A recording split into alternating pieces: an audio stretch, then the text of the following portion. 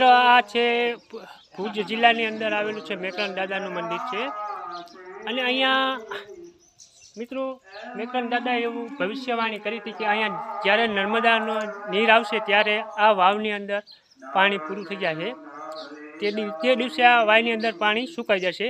તો ચાલો મિત્રો હું તમને હવે એ વાવ બતાવવા જઈ રહ્યો છું, તો જોડાઈ રહેજો.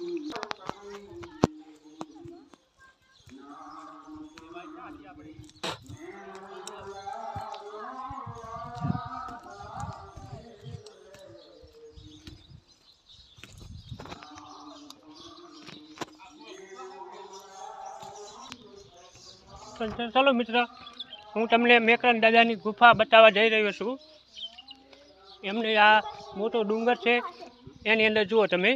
આ હું તમને ગુફા દેખાડવા જઈ રહ્યો છું. જુઓ, આ મેકરણ દાદાની ગુફા છે. અંદર ભોંયરું પણ છે, જુઓ તમે જોઈ શકો છો. આ એમનો ધૂણો છે, આ એમની પેટી છે, જુઓ તમે.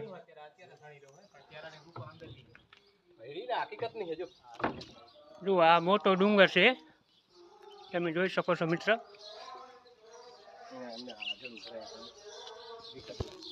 ચલો હવે હું તમને વાવ બતાવવા જઈ રહ્યો છું. જુઓ મિત્રો, આ છે, આ વાવ છે, આ મોટી વાવ છે. જુઓ, આની અંદર આ પાણી બધા અહીંયા, આની અંદર પાણી આમ ઉભરાણા હતા. અને મેકરણ દાદાએ ભવિષ્યવાણી કરી હતી કે આમાં જ્યારે નર્મદાના નીર અહીં આવશે ને ત્યારે આ વાવની અંદર પાણી સુકાઈ જશે. તો જુઓ, તો મિત્રો હું તમને બતાવી રહ્યો છું. જુઓ, આ છે આશાપુરા માતાનું આ ત્રિશુલ છે, પણ અંદર આ વાવ છે, આની અંદર પાણી બાયણે આવતું. જુઓ મિત્રો, આ વાવ છે, એની અંદરથી પાણી કોઈ દિવસ સુકાતું નહીં. જ્યારથી આ નર્મદાના પાણી આ ગુજરાતમાં આવ્યા ત્યારથી આ નર્મદાનું પાણી, આ વાવનું પાણી સુકાઈ ગયું છે.